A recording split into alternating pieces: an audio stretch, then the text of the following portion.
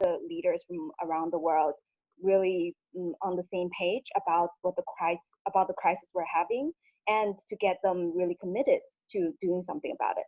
So from the very beginning, he announced that for the General Assembly that year, he was going to have a special summit about climate action.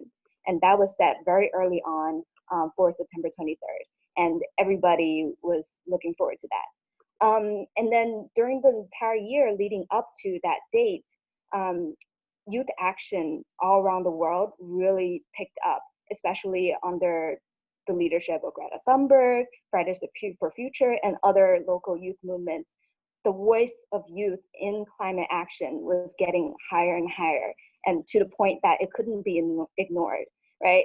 So the United Nations really took this seriously and decided to set the first ever Youth Climate Action Summit before the actual one that's going to happen on Monday. So the Saturday before, they convened hundreds of young youth leaders working on climate from all around the world at the United Nations to actually have their own summit to talk about climate issues and what we, young people, wanted to see addressed.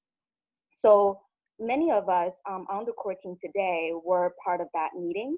And Aisha and I were also part of a team who set up a special session during that day outside of the main chamber, but open to even more members of the public to share the message. So we were in the Rose Garden and had a tent and had programs throughout the day to talk about it. But at the end of the day, though, at the Youth Climate Action Summit, a lot of us who participated felt a bit shortchanged. We felt that we were more audience than participants. And even though it was very nicely organized and everything, we didn't feel that youth voice really got, voiced. So a lot of us following the meeting connected on social media. So we were on WhatsApp, we were on all the social media. We were sharing all the frustration that we were feeling, that even though this was happening, we didn't feel like our voice mattered, right? So the day after, on Sunday, a lot of us around the world started having this idea of like, wait, if they're not going to have a document or something that captures what we want to say, why don't we have our own document? And that idea really caught fire. So it all started with just a Google Doc. We sent around a link and said, hey, anybody who wants to get on this, we're putting together a document to declare really the voice of global youth about climate action. We want to share what we want to see happen, what we want to see our leaders do for our respective countries, right, all around the world. So that went around, and within that night, really, we gathered voices from over 100 different countries, and more than, I think it was 200 or 300 different young people got on there, because people, just logged on and put in their 2 cents and, and shared. Like, we can't keep track of all of the IDs, but for the people who put down their names and their orgs in support of the document, that was already a documented number. So by the next day, and that will be the official day of the Climate Action Summit at the General Assembly in 2019, we had a document together to share, to represent the voices of young people all around the world, to present to global leaders who were convened there, who said that they were going to commit to this, right? So we presented that to them, both, I guess, personally to the ones we had connections with, and also publicly through media. But we felt that that wasn't the end, right? It was a document, we shared it, but hey, what about all the other young people who didn't really get, to work on this because it was so quick, right? We got started on Sunday afternoon, we finished, early Monday morning, we sent it out mid-Monday during the actual summit. So a lot of young people didn't get to have their say yet. So we decided to put together a core team of young people who really wanted to continue working on this document, continue capturing the youth voices all around the world, and really improving the document itself as well. So we decided in the fall of 2019, following the General Assembly, and what a disappointment that was. But anyway, we decided to work more on the document and to include even more voices around the world. So we held inclusive revision sessions through physical and virtual meetings. So we had sessions sort of like this. We had ones on Zoom, we had ones on free conference call, we had physical meetings where groups just sat down together, and we had ones all around the world. So we had ones in New York, we had ones in Salt Lake City, so for the United States, we had ones in Africa, we had ones in Europe, we had ones in Asia. All around the world, young people came in and had their voices heard on this document. They were able to provide feedback into the document and advise on how they think the policy should be formed. So this document really, we felt, by the end of that revision process, really could capture more of the youth activist voice on the climate sphere, right? And it's still a living document, right? Right now, it's in its second year, I guess, but it's spreading, and we're working more to build it. And we'll tell you more about the content in the following slides. But you can be part of it, and that's why we are having this presentation today. So let's tell you a little bit about the content. So our document starts with very strong statements like this. We, the youth, unite in our call for urgent action on the transnational crisis of climate change.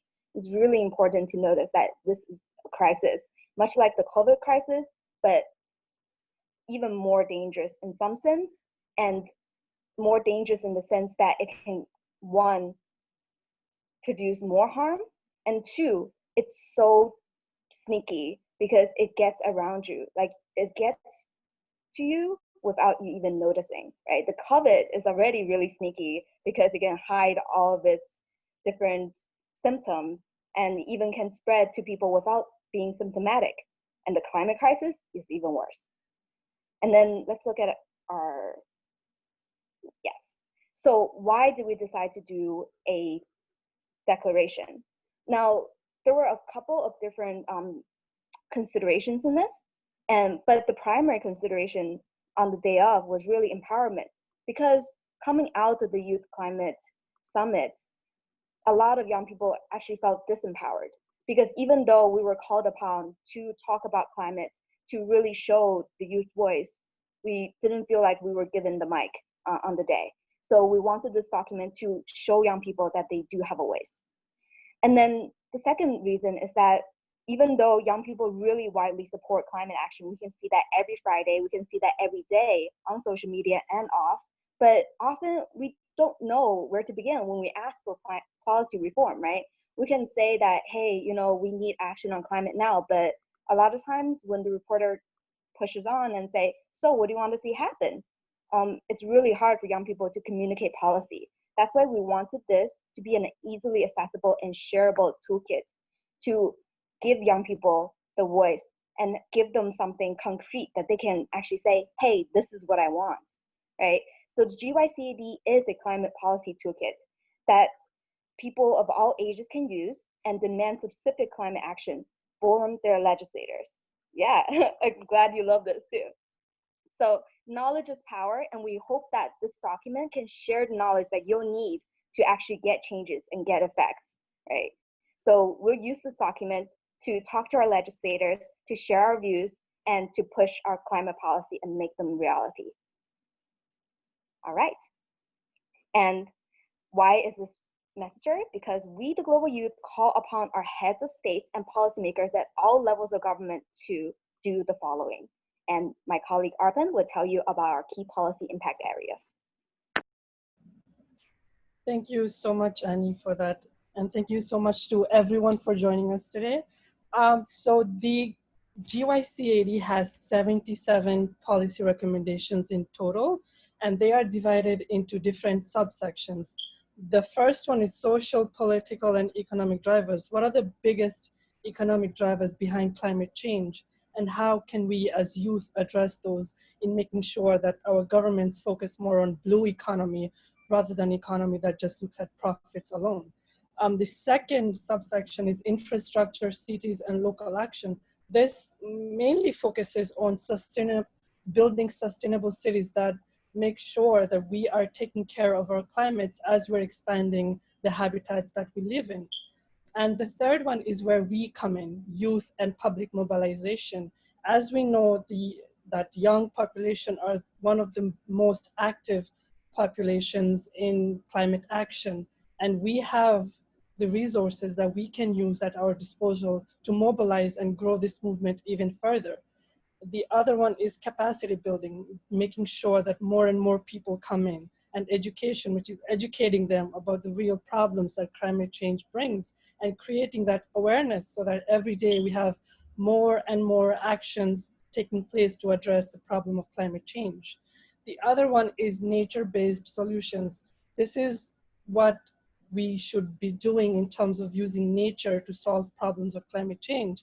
For example, using solar energy instead of using gas energy, using more and more disposable items that we have that Mother Nature has blessed us with.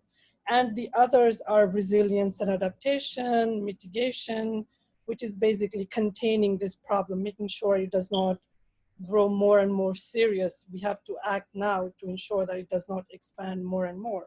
Energy transition, again, is dealing with how can we adapt to more nature-friendly and eco-friendly energy to make sure that we do not do more damage to our resources and our ecosystem. The other ones are industry transition and accountability and climate finance and carbon pricing.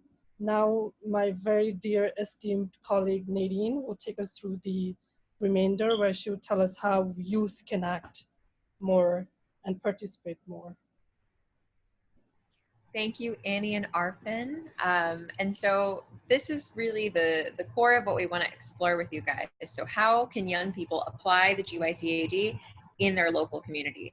And as Annie had said before, this is really a living document. And so our hope for this is that every single year we can open up the GYCAD for more public consultation and have those conversations about, okay, what is missing from this that you guys might have knowledge about that we didn't fully capture. And so we want it to constantly evolve with the times and really be something that everyone can have a stake in. So something you can do that is just pretty immediate and really, really effective is to bring the declaration to local government officials and just have a conversation about the specific policies you'd like to see in your community. So whether that's inviting your local legislators to sign the GYCAD or having them commit to supporting various policy requests from the declaration, it's really, as Annie had said before, a platform for empowerment. So when you say, I want climate action, and they come back with, okay, what do you mean? The GYCAD is designed to be the physical tool that you can take in, slap it on their desk and say, this is what I mean. And so another thing you can do while, of course, we're not meeting in person right now, is send emails to legislators or local policy leaders at all levels, whether it's your town, whether it's your city, whether it's your state. And whether you get a response or not, even getting that on their desk is really, really important. And another thing that you can do is to organize climate advocacy around specific policies coordinated with other youth across the state. So organizations like yours are really, really cool because you're working with people from across New Jersey to make climate action something that's a little more tangible and really coordinating your efforts. So that's critical. And this is something that if you were to compile a list of local legislators perhaps and distribute that at all your schools and say, here's a template that, that we'd like you to follow when you call your legislators. Say, hi, I am Nadine. I'm calling because I want to have you look at the Global Youth Climate Action Declaration at, say, infrastructure in local cities. There's some policies in here that I think we could really implement locally. And that ends up being a really potent way to just get a conversation going and have that ongoing dialogue with your leaders. Another great thing that you can do with the GYCAD is integrate it into your academic curriculum. So for K through 12 schools, you can ask your teachers, principal, superintendent to consider integrating it into your academic curriculum. This works really great in science or in social studies courses. Specifically, I know my little sister is taking AP Environmental Science. So I think that that's a really, really great place to say, hey, I'd love for you to, integrate this document into your course. And maybe we can talk about carbon, and we can talk about, okay, what are the policies we need to really offset the harmful impacts of carbon. And so, yeah, requesting that your school teaches about sustainability in the classroom is really a great thing to do, because the more education, the more awareness, the more kids grow up and decide, hey, whatever I do in the world, I want to make sure that it has positive implications for the environment. And for college, university, or postgraduate education, you can ask your school administrators and board of trustees to add classes about sustainability, just to ensure that all students, regardless of major, have exposure to sustainable development.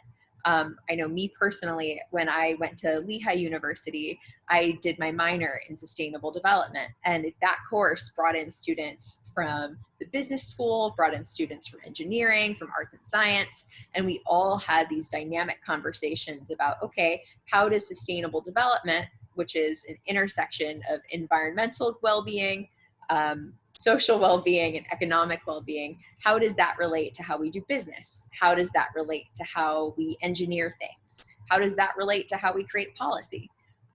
So something that would be awesome is if you can advocate at your institutions for sustainable development to be something that is a core course that every single student gets exposure to. Outside of that, really cool things to do are hosting events at your school that are focused on implementation of the GYCAD within your campus community and in the surrounding area as well. I know at Lehigh, again, we had one of the revision meetings. So when we were going in and editing the document again, we had an event at Lehigh where we brought in different stakeholders from both the community and from the university, and had a discussion about, okay, which policies are relevant here, and how can we really actualize them and make sure that this is something that's on the agenda of local policy makers. And another great thing in the same vein as that is hosting a strategic action and implementation meeting. So pick a couple policies you'd like to see implemented in your community. This is best done if you get like a workshop size room of people and just go through the document and say, okay, what stands out to you? What section do you want to tackle? And then people will kind of go for what's interesting to them. And pick specific policies. And so there's this policy method called social context mapping that was actually created by a Yale professor, Susan Clark. And that has become my favorite way of thinking about the GYCAD. So what the social context mapping theory does is it asks you to think about who are the stakeholders and who are the affected individuals and groups within your community. So what policies or lack of policies are in place surrounding this specific issue? And my favorite aspect of it, it really asks you to investigate power dynamics in that place. So where is power concentrated? Who has it? Who doesn't is a really key question. And what are the values and perspectives of the various stakeholders, whether they have power or not in this instance, and how can you make this policy issue relatable to them, and how can you get this to best flow into your community without it being something that doesn't kind of come up organically. And most importantly, how can we engage marginalized participants and affected populations in the policy process? So ensuring that no voices are left out of the conversation, and that people are really getting the chance to have some self-determination when it comes to the well-being of their environment. And there's a term I came across in one of my policy classes, and that is a multi-log. So instead of a dialogue just between two people, having a multi-log is a great way to have a conversation between various stakeholders and affected individuals and communities about how you can actualize change in a local context. So really understanding what companies are working on. Let's say we're doing something with renewable energy. So what renewable energy companies are operational in this area? Okay, what non-renewable energy companies are operational in this area? Which politicians are getting paid by them? And really understanding who's impacted. Say you have a drilling site, who's impacted by that drilling site? What populations are most vulnerable from harmful environmental exposures? So all of that is something that, when asking for policy change, is a really great way of getting it to be sustainable and to best meet the needs of all members of the community. And so that being said, we'd like to share with you a little sneak peek of our Localizing Climate Action Conference. We are working right now with the former mayor of Salt Lake City, Jackie Biskupski, to put together a global virtual conference that's slated for late September. And it'll be focused on actualizing climate goals in local government. We are bringing in mayors from around the globe, youth climate activists, just different specialists focused in different areas of the GYCAD. So the conference is going to be themed around those different key impact areas that Arpan had shared with us earlier. And so, yeah, it'll be a great event, and we hope that we can follow up with you guys to make sure you can participate in that as well. So stay tuned to our social media pages for further information.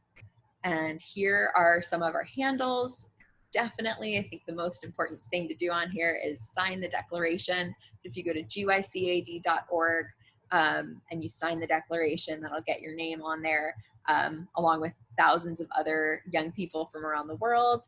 And subscribe to our e-newsletter so that you can stay tuned with what we're doing. And lastly, we will be announcing this at the end of the Climate Action Conference, but we're creating a national and community ambassadors program. So if that's something that interests you, we'll be kind of mobilizing that by the end of September. So if you're interested in that potentially, that like rb.gy thing, that is a shorter link to a Google form. And so if you fill out the Google form, we'll know that you're potentially interested, and then we can keep in touch about that. So thank you all for being with us today. And I'm going to turn it over to Aishu so we can do some Q&A, because we'd love to hear from you guys. Thank you very much to Nadine, Arpan, and Annie for the presentation. And my name is Aisha Narasimha. I'm also part of the GYCAD core team. And we are definitely looking forward to hearing from you. We would like to hear your input. If you have any questions about the actual document itself, if you believe that there are any additions that should be made, please do feel free to share with us.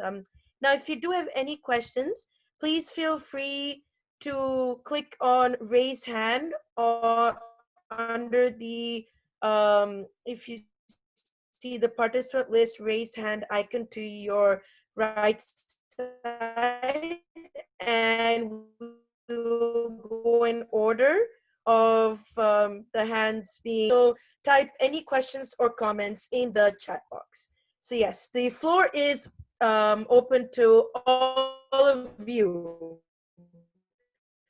Do you have any questions or comments? And please feel free to even unmute. We see many people are very interested, so thank you very much for your interest, sharing your enthusiasm. Now, Joanna, since you have been also taking initiatives, how do you think, you know, our team and this document can help further in your efforts in combating the effects of climate change?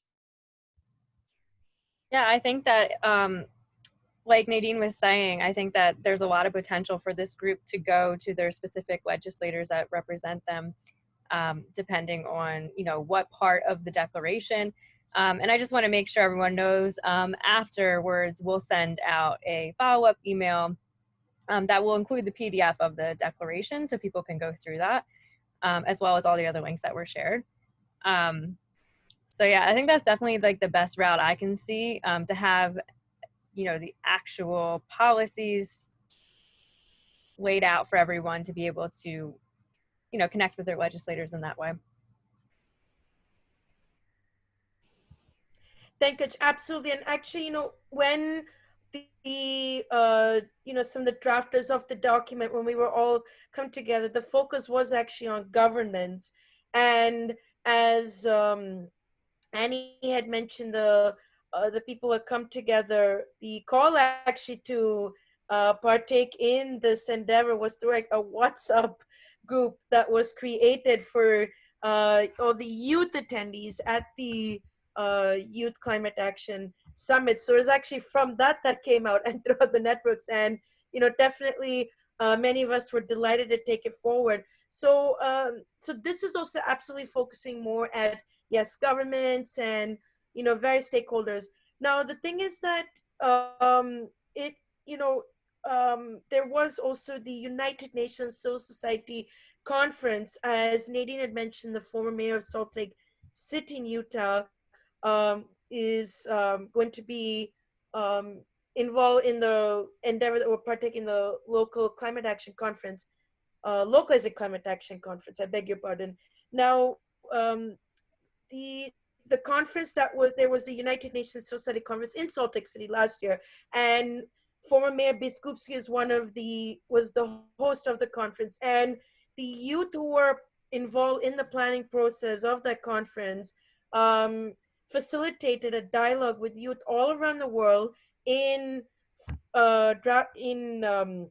formulating the youth climate comment that's focused on individual actions. So you can say that the GYCAD is a continuation of that, focusing to other actors. And thank you very much to Swan Fridur for also sharing your thoughts as to how this can also work with students. And absolutely, this is just to amplify what's been going on. Any questions, please feel free. Swan Fridur, if you feel to share any comments or thoughts to expand on what you see in the chat box, feel free to do so. Please don't hesitate to ask us any questions. We want to hear from you. Yeah, also feel free to just like turn your mics on and speak. There's a small amount of us, so that works just great too. Absolutely, and we understand, the document was just presented to you, and it will take a while to go to, but yes, absolutely, we always are looking forward to hearing from you. And Margaret, thank you very much for your question. And your question is, if the policies in the GYCAD are focused on climate change or on other issues as well. Would any member of the team like to answer? Arpan, Annie, or Nadine? Would any of you like to answer? Sure. So yes, they all are on climate change, but it's on specific aspects of climate change. And the thing that I love about it is that it actually does tap in to most of the 16 other sustainable development goals. So just because it's focused on climate doesn't mean it's not intersectional. And so we make sure to include stuff about inequalities, and there's a lot on even how gender is impacted by climate and the disproportionate impact on women around the world. And what other stuff is in there? Like different supply chains. And so there's a lot about how to really reshape society in order to best move forward. So it is very, very integrated, if that's helpful. Yeah, just as climate is an intersectional issue, so is the document. So definitely it lends to all different kinds of areas, but all the policies do lead back to climate, as it is a climate action declaration. Yes, thank you very much, Nadine and Annie, for your response. And thank you, Chimay. Absolutely. Climate change, of course, it is connected to the other sustainable development goals. And, going back to one point that Nadine brings up, gender, that is another aspect, because a lot of people may not know the connection between climate change and gender. So absolutely, to showing that there are various dimensions to the climate change crisis. Thank you very much. And Tiffany, thank you very much for your question. Yes. So how many signatures does the declaration have so far? And we have 1,613 signatures on the public count, as Annie had shared. And yes, if you do visit the website, as Nadine kindly shared in the chat box, that's gycad.org. Once again, www.gycad.org. You will be able to see the signatures, and we want to make the information as open as open as possible, so for transparency. Um, and thank you very much, Swanfridu, for your next question. Um, how applicable would you say some of these policies or other ideas are to smaller governments, such as county and state legislatures? Because many local leaders are quick to dismiss requests for climate change, labeling it as a global problem and requests as national actions. Excellent question. Thank you very much. Would any of the core team members like to take this question? That's a great question because as we introduced, the declaration was at first meant to be delivered to national leaders at the Climate Action Summit in the United Nations, right? So for the revision process last fall, that was exactly one of the points we looked at specifically, how to make it more applicable to local areas. And so a lot of the policies that are currently in the document are very much applicable. And really, like, climate change is a global issue, but there are a lot of things that we must do locally. And a lot of the issues are local too. Because, for example, for some issues of environmental racism, right, like how different areas in your town are differently impacted because of placements of where you, I don't know, put trash incinerators, where you put recycling stations, that's all locally impacting, right? So you really need to look at the issues that are locally applicable, and then choose the policies that will make the most sense for your area and that will galvanize the most support. And that's also why we're having the Localizing Climate Action Conference this September too, to really make sure that people know how to take grander policies and visions and make it down to earth and communicate it directly with their local legislators and make sure that they know that this is actually something that people want them to be looking at and not something they can throw over to the national government. Yeah, and piggybacking off of that, it's really, I think even though we created this for the global context, as we were editing, it became really abundantly clear that the most powerful impact it could have is on the local level. Because if you think about environmental challenges, what is the global environment other than a bunch of smaller ecosystems? And so there's not just environmental ecosystems you have to consider, but there's also the social and political ecosystems. And I think with climate action, it's unique because it is, as we say in our preamble, it's a transnational crisis. So climate change doesn't care where you draw your borders, but it really impacts all of us, and it doesn't impact us equally because, right, there's areas of the world like small island developing states, they really are bearing a lot of the burden of climate change, but they don't have a lot of the climate impact. So their approach to climate change is going to be much different than a country like the United States or China or Russia.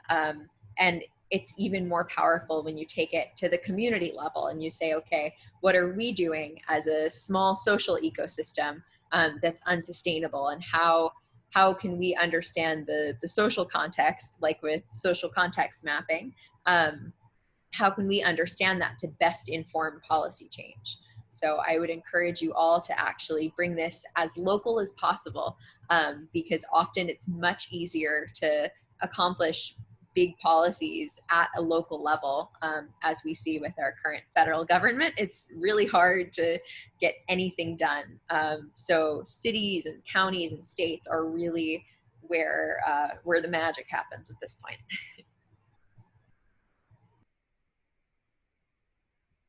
Thank you very much, Annie and Nadine, for your responses. And Swanfried, thank you very much for your question. We do hope that we were able to answer it. And thank you for sharing your perspectives. And we see that local equity and environmental justice are some of the greatest concerns in your community. So yes, thank you very much, of course. So hopefully the document will help further efforts in having that equity, creating that equity. On to our next question. Margaret, thank you for your question. Are there different policies for developing countries versus developed countries in the declaration? Um, Nadine, Annie, or Arpan, would any of you like to take this question? Yes, Annie, the floor is yours. Sure. Yes, that's a great question. And that's also a concern that was raised during our revision process. A lot of people were really concerned about holding the same standards across the board. So we see this document as sort of a toolkit, right? So you bring appropriate policies that are suitable for your area to your legislators. So you can pick the ones that are most applicable, and you can also adjust like the demands in terms of the numbers, if that's more meaningful to your area. And also there are policies in there that specifically holds developing countries at a, like there's one policy that says we should allocate special funds to developing countries for this. Let me pull it up and put it into the chat for you.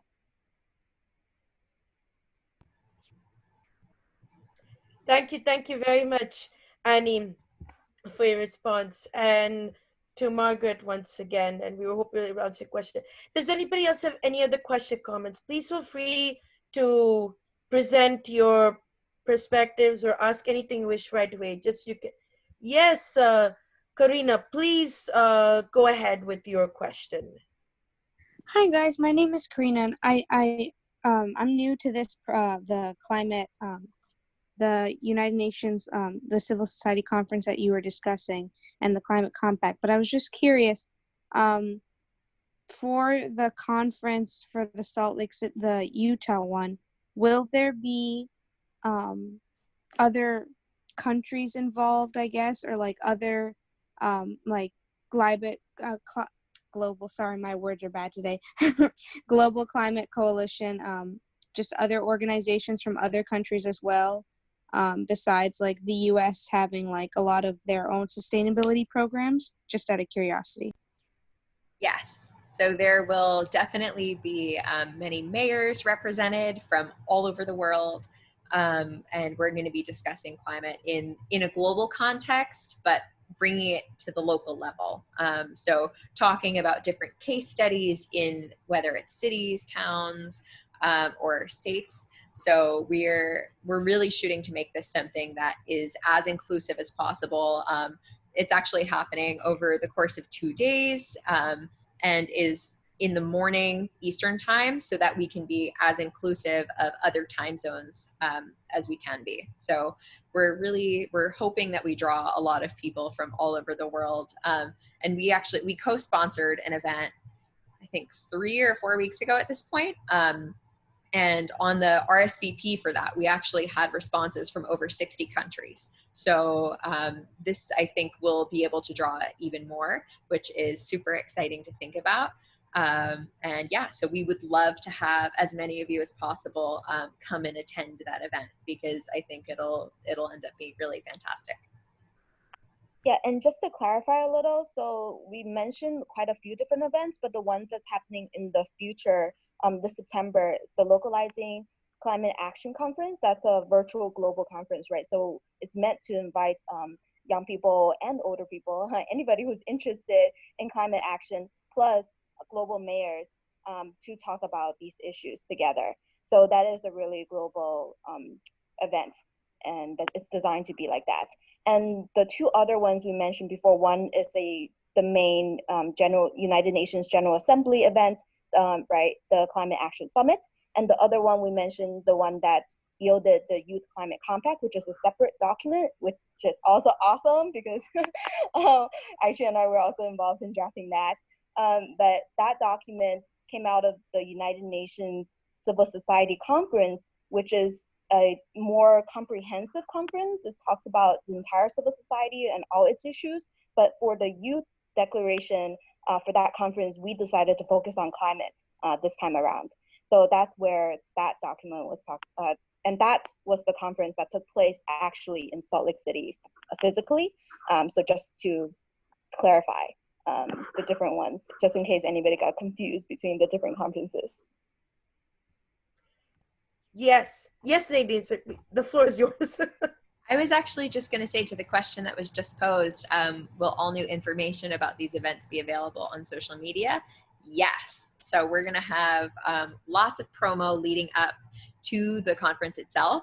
And something that we were talking about doing is potentially having a forum on Facebook where you can actually have an ongoing discussion either every week or every 2 weeks about different components of the GYCAD. So we want to make this engaging, especially leading up to it, and then have tangible action come out of it. And of course, that's inclusive of any young people or even older people who want to join in on the discourse. So yeah, everything will come out. The best way to get information is by actually signing the declaration, because then you will be enrolled in our newsletter, and that'll come in through email. So that, and I would say Instagram and Facebook are going to be the best ways to get updated information. And I can tab back to our social media on the slides. Thank you very much, Karina, for your questions. And as Nadine mentioned, yes, it's anybody can join us. And that's the purpose of the conference, the virtual conference that is forthcoming. It's accessible it's open to everybody. And thank you very much to Annie and Nadine for your responses. Our next question is from Margaret. She would like to know, what are some recommendations when speaking to local government leaders who are more Republican, and how will it affect them and the policies that they support? Nadine, would you like to take this question?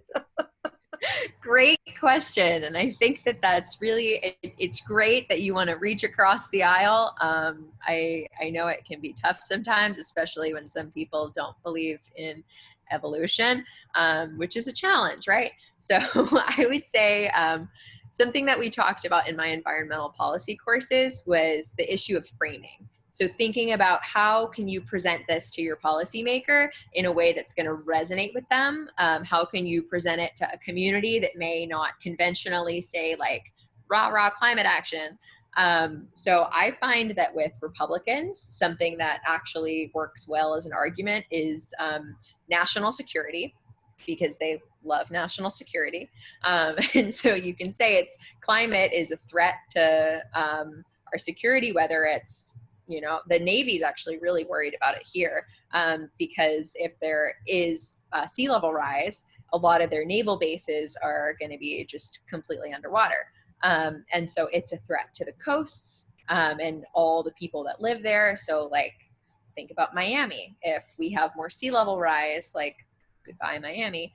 And also if there are a lot of people who tend to not want an influx of refugees, which I find really unfortunate, because I think that as a country that is the largest contributor to climate change, we should really be, you know, taking on, when there are eventually climate refugees that unfortunately we're seeing is going to be the case.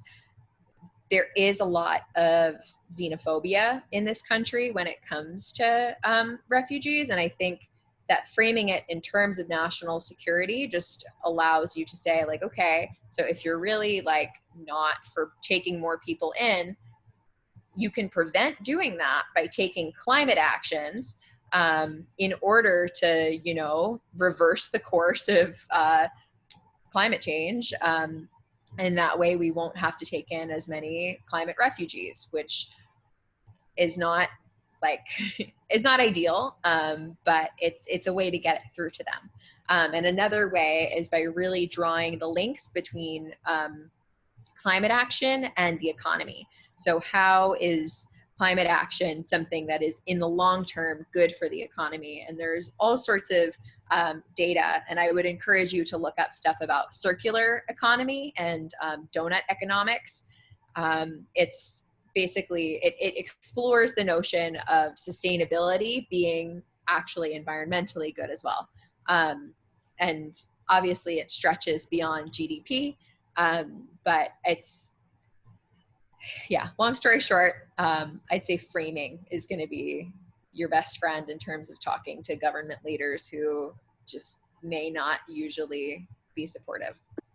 And also, we don't really need to enter the conversation and make it combative either, because the bottom line, climate action is about really survival too, right? It's a life or death matter. It's not really like we support climate action because we're Democrat or whatever, right? It's really about how to protect our community better. It's about how to build our community better. It's about what makes sense, right? If we keep on living the way that we are, you know, whether you are a Democrat or Republican or independent or whatever you are, the earth cannot sustain, right? So it's about talking common sense and just shackling from the whole politics, really making local policy local, right? And talking about what would make sense for your community. So really about whether or not, for example, we should ban fracking in our town, right? It's polluting all the water. So when you turn on the faucet, it burns, right? So that obviously doesn't make sense, whichever like side you stand on politics. So really make it a matter of where like constituents would get affected, and just make it not really about politics, because you don't really want to play with party politics, and you don't want them to think it's about party politics either. That is such a great point, Annie. And I think to add on to that, it's really powerful if you can just share this with your local communities beyond just your legislators. So get the people who vote legislators into office to be aware of how does environmental justice play a role in our community, which communities are systematically disadvantaged when it comes to environmental health outcomes. So where are the pockets with higher rates of respiratory illnesses, or where are the pockets with higher rates of cancers, and how does that relate into different like ambient air pollution from either traffic or from local industrial sites. And so I think really make sure you're doing kind of a two-pronged thing where you're communicating with legislators, but you're also communicating with the voter base, and ensuring that everyone is really aware of, hey, like, I know climate change is talked about at the global level, but here's how it's relevant to us at home. And that's where I would encourage all of you to go and host a local meeting about the local context for your community and just have that discussion. So that would be, I think, the best thing you can do on that front. Thank you very much for the question, Margaret, and to Annie and Nadine for their responses. And just highlighting a point, Nadine, you brought up, you know, when going to climate change advocacy, some of you may have noticed as well that you also have to speak, you know, in the language that people understand, so that relate, so they can relate to it. So, you know, that's maybe an issue some of us have faced, you know, in advocacy efforts, not just for climate change, but for any cause. And I think that's one of the most important things. You want to make sure people understand. If you have jargon that's very difficult for people to, that makes it difficult to grasp the concepts, then you're actually defeating the purpose. So absolutely. So it's speaking it in a way that everybody understands. It's having that relatability. Absolutely. So thank you for highlighting that. And just also going back to one point Anne made, absolutely, this is an apolitical issue, climate change.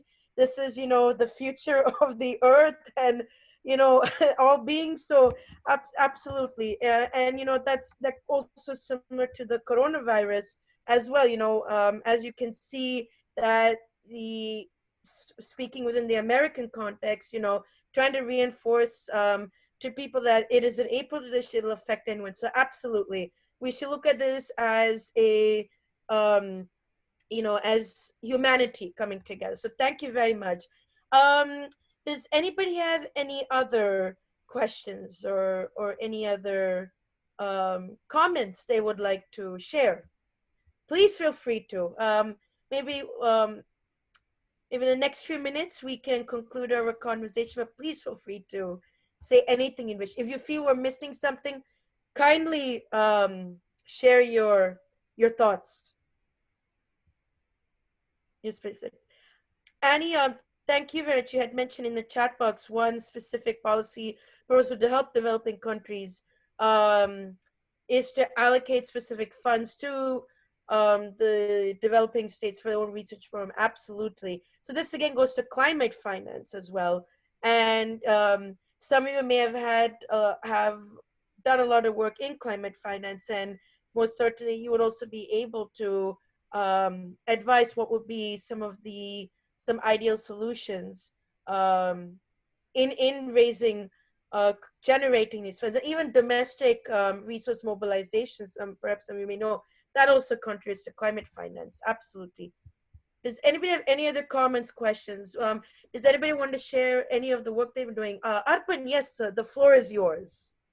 Oh no, so I was just going to add something to Margaret's point about how to speak to Republicans.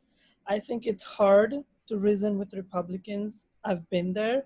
The best solution is vote them out whenever you can, because the biggest power is not with the politicians, it's with the people. We have to empower our communities to make sure that we're taking climate actions at a local level, to make sure that people are speaking out whenever they can.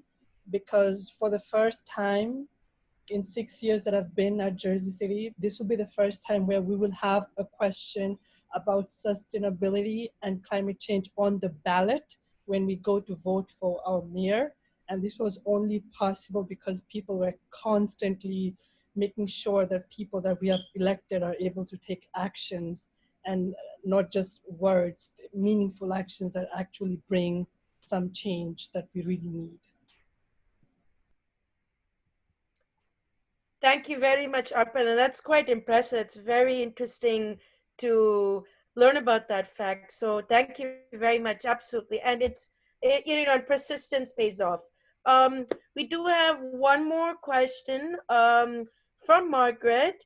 Thank you very much. Do UICAT have any policies about deforestation, about carbon absorption, and going beyond carbon and fossil fuels? Nadine, would you like to answer the question? Sure. We have a whole section on nature-based solutions, and it actually goes into regenerative agriculture and how, by planting more trees and ensuring that you're not just going and planting trees that aren't native to the area, but you're working with the local ecosystem to ensure that it will be sustained. And we do also focus a lot on the REDD plus, which is, I forget what that acronym stands for exactly, but it does have to do with deforestation. And so there are a few points woven throughout the document. And again, we'll make sure that we get a copy to you guys, and it's available online as well. And I see that there's a nuclear question. Does the declaration discuss alternative energy sources, specifically nuclear, and implementing them? I don't recall if nuclear specifically is mentioned. I don't know if any of the other core team members have the declaration in front of them right now. I don't, because I'm sharing my screen. Yeah, I don't recall, but we do cover alternative energy. We have a whole section on energy transition. Yes, we don't mention nuclear particularly in energy transition, but we do, like, if you do have a stance on nuclear, we'd be happy to discuss that with you. And in terms of deforestation, we actually have a policy that calls upon the condemnation and banning of all extractive practices and without local consent. So that kind of also speaks to that and also expands it. Thank you, Richard. Question. And Tiffany, we apologize for not answering your question earlier. And thank you very much and to Nola and Molly for bringing it up as well. So yes, absolutely. And thank you. Your feedback also helps a lot. So if we are missing any points, please feel free again to contact us via the respective channels seen on the screen and through the website. We definitely want this, document to ultimately want to reflect the voices of everyone as a whole, on a collective basis. So, we really do appreciate your feedback. Thank you very much. Does anybody have any more questions? Maybe we have time for 1 to 2 more questions. Nadine, yes, I apologize. The floor is yours. Oh, I was just going to say, I had seen that Nolan had unmuted. So if you wanted to say something, the floor is yours. Yeah, I wasn't sure if you guys already talked about like how you make decisions on editing the document.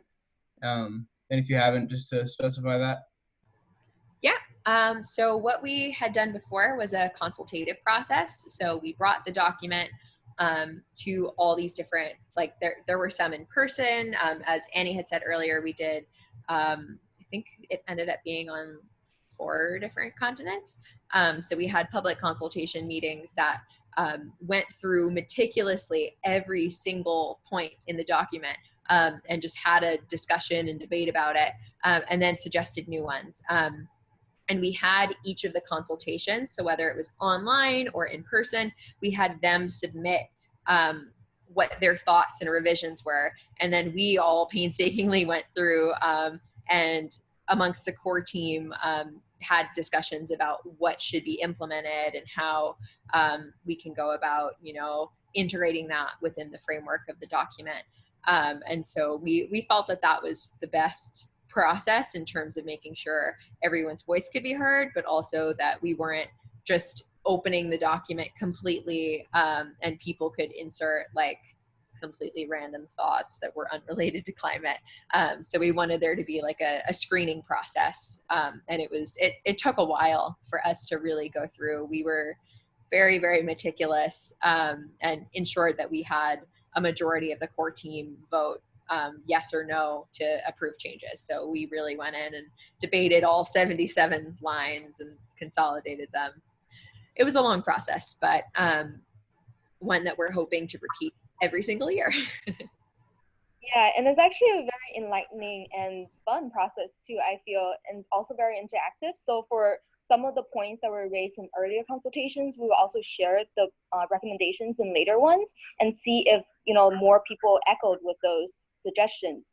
And it was really, we felt a groundswell of support for new recommendations, like those would tend to get more support to be voted in, right? And if there was one person who really felt that something should be done, but nobody else does, and actually everybody else was adamantly against it, then yeah, it kind of doesn't get in. But we really try to make it a very fair and democratic process. And we hope to, like Nadine said, do it again this fall. So hope all of you will be part of that and, help us build that as well. Cool, thanks.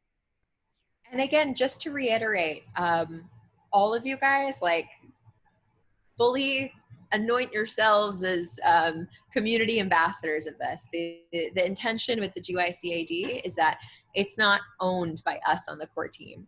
It's really a living, breathing document that is owned by just youth in common. So we'd love for you to take this in as your own and bring it to your legislators or bring it into your community.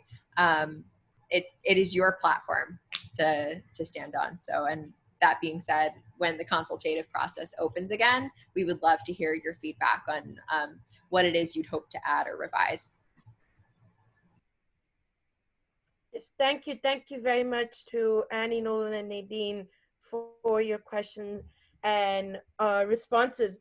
We do have one more question from Swanfridur. Yes, the e-news, if you are if you sign the declaration, are you automatically subscribe to the e-newsletter? As Annie mentioned, there is a box that you can take to subscribe at the bottom when you enter your contact information, and you have the option of unsubscribing at any time you wish. So we definitely want to cater to everybody's needs to ensure that you have access to all the information. Definitely. Does anybody have any more questions? Final questions, comments, responses? Please feel free to share Any views, anecdotes for your climate change advocacy, or anything you feel is relevant to our discussion today? Margaret, thank you very much for your questions. How does implementation work? Do we just choose the ones that we feel impact us locally? What is a good number of policies to propose? So what would be the suggested strategy? Nadine, Arpan, or Annie, would any of you like to answer the questions? Question or questions? Sure. So the implementation process is really up to you and your legislators, and your fellow community members. And yes, so you do choose the policies that you feel resonate most with you and your community. Maybe pick some that you think are more attainable in the short term, and then some that maybe are long-term aspirational goals for your community. In terms of a good number of policies to propose, it really just depends on the legislator. It's even if you get 3 policies in front of them, that's awesome. But the ideal thing is to just get as many as possible in front of them and to get them to be signatories. Because if a legislator is signing on to something, they are probably themselves or having a member of their staff really look through it. So I would say start between like 3 and 10, just like if you're having a sort of local meeting about it, to make sure you can really dive in to that social context and explore what are the different ways that we can actualize this policy in our community. Yes, definitely. The actual implementation strategy is definitely very local and specific to your area. So once you build a team of people who really want to work on this, you should definitely, figure out which ones are immediately applicable, right? And pick those and present those as the lead policies to present. And then you still have the whole document in the background to support you and say that, hey, these come from a document that is internationally, echoed by youth worldwide. And that gives you more, backbone when you have like all of these other young people, and it's not just you guys here in your town saying this, but it's something that everybody else is also saying and doing, right? So that gives you really legitimacy. But definitely pick the ones that are locally applicable, and probably if you want to go in and have something activated like immediately, you should pick ones that are more closely related, and the ones that the particular legislator that you're talking about can actually put it in local law to effect.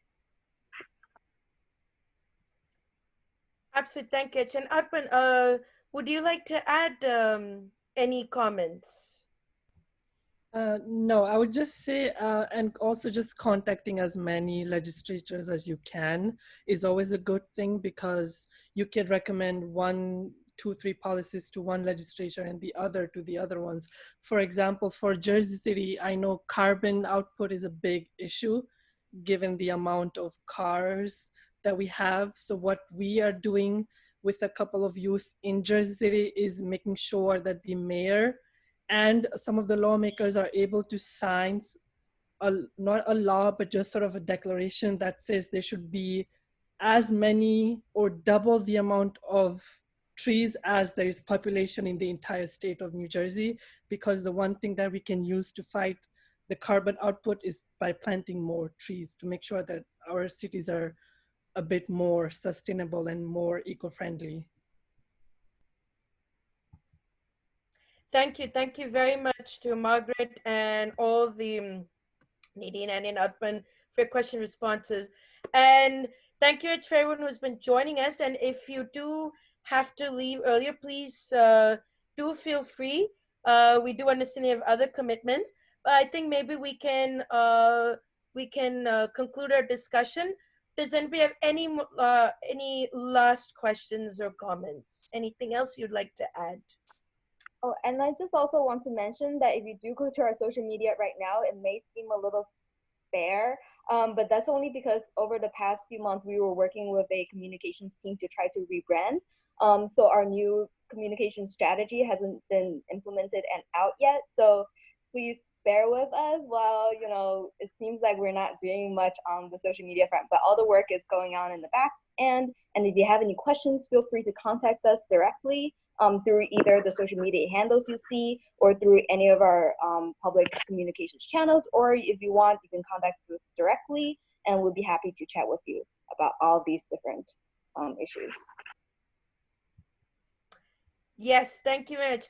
And now I pass the floor back to the to my esteemed colleagues. Do you have any last comments you'd like to share with our audience?